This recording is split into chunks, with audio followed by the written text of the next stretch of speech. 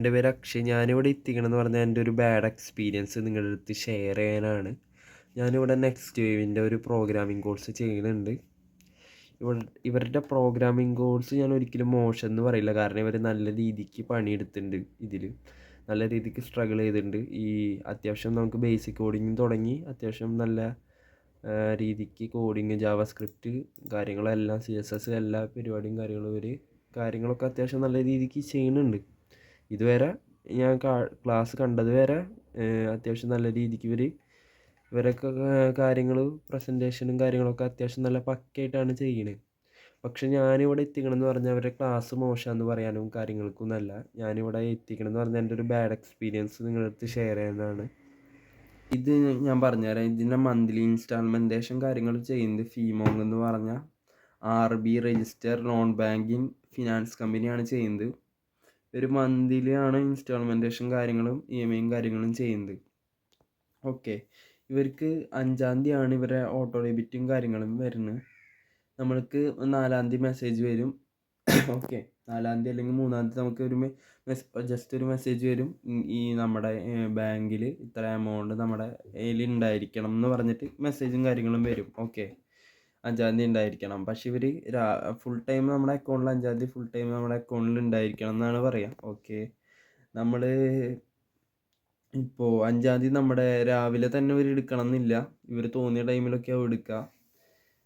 Okay, ഇവർ രാവിലെ എടുത്തു എന്ന് വിചാരിച്ച് നമ്മളെ അക്കൗണ്ടിലുള്ള പൈസ വല്ലതും എന്തെങ്കിലും ഗൂഗിൾ പേയും കാര്യങ്ങളൊക്കെ ചെയ്ത് കഴിഞ്ഞാൽ നമ്മളെ വല്ല അർജൻസി കാര്യങ്ങൾ നമ്മൾ എല്ലാം ചെയ്ത് കഴിഞ്ഞാൽ അവരെടുത്തിട്ട് എടുക്കാൻ നോക്കിയെന്ന് നമ്മൾ അറിഞ്ഞിട്ട് നമ്മൾ ആ എമൗണ്ട് എടുത്ത് ചെയ്യാൻ നേരത്ത് അവർ നമുക്ക് തരുന്ന ഫൈൻ എന്ന് പറഞ്ഞാൽ 10-20 ഓവറോൾ ആ ഒരു 520 രൂപ സംതിങ് ആണ് നമുക്ക് ആ ടൈമിൽ ആ ഫൈനായിട്ട് അവർ തരാം.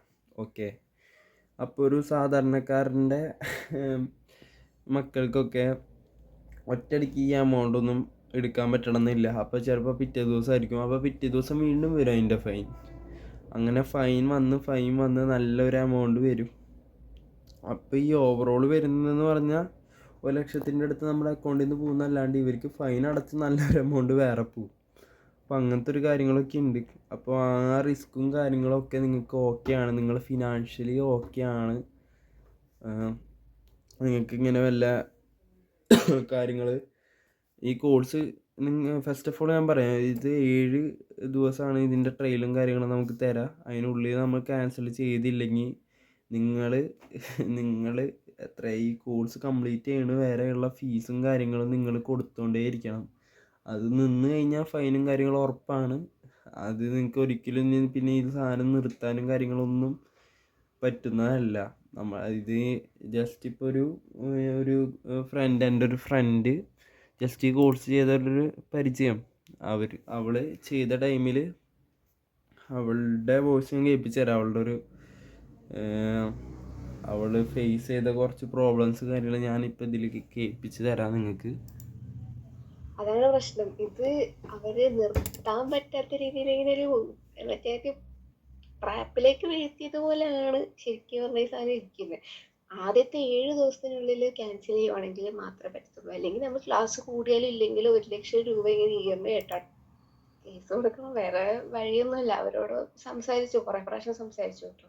കുറെ പ്രാവശ്യം സംസാരിച്ച് നമുക്കിത് പറ്റത്തില്ല എന്നുള്ള രീതിയിൽ വരെ സംസാരിച്ചു. കാരണം ഒന്നാമത്തെ കാര്യം ഞാൻ പറഞ്ഞ റീസൺ, ഞാൻ പഠിക്കുന്ന സ്ട്രീം ഇതുമായിട്ട് ബന്ധമില്ല എന്നാണ് ഞാൻ ആദ്യം പറഞ്ഞത്. പിന്നെ അവരെന്നോട് പറഞ്ഞ കാര്യവും ക്ലാസ്സിൽ കാണുന്ന കാര്യമൊക്കെ വേറെയായിരുന്നു. അതുകൊണ്ട് അതൊക്കെ പറഞ്ഞ് എനിക്കിതിൽ ഇൻട്രസ്റ്റ് ഇല്ല, എനിക്കിത് കാണാൻ പറ്റില്ല, എനിക്കിതുകൊണ്ടൊരു ഉപയോഗവും ഇല്ല എന്നൊക്കെ പറഞ്ഞിട്ട് പോലും അവരെന്ത് ചെയ്ത് സമ്മതിക്കുന്നില്ല. അപ്പോൾ പിന്നെ വേറെ വഴിയില്ല കേസ് കൊടുക്കുക എന്നുള്ളത്.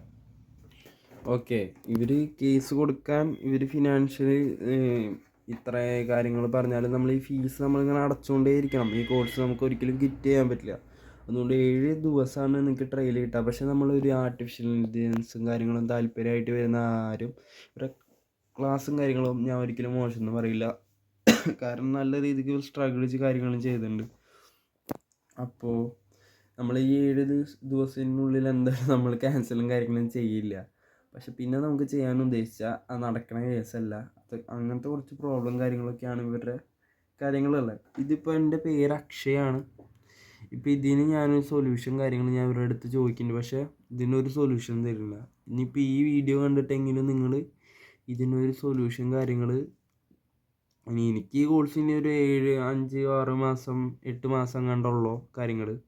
പക്ഷേ ഇനിയിപ്പോൾ ഒരു സ്റ്റുഡൻറ്റ് കയറുമ്പോൾ അവർക്ക് ഇനി ഫിനാൻഷ്യലി ഇതുപോലത്തെ സ്ട്രഗിളും കാര്യങ്ങളും വരാണ്ടിരിക്കാൻ വേണ്ടി മാത്രമാണ് ഞാനിത് പറയുന്നത്. ഓക്കെ, അപ്പോൾ നിങ്ങളുടെ ടീം മാക്സിമം ഈ കാര്യങ്ങളൊക്കെ ഒന്ന് സെറ്റ് ചെയ്യാൻ നോക്കുക. കാരണം നിങ്ങളുടെ ക്ലാസ് അത്യാവശ്യം നല്ല രീതിക്ക് നല്ല ക്ലാസ്സാണ്. അതുകൊണ്ട് മാത്രമാണ് ഞാൻ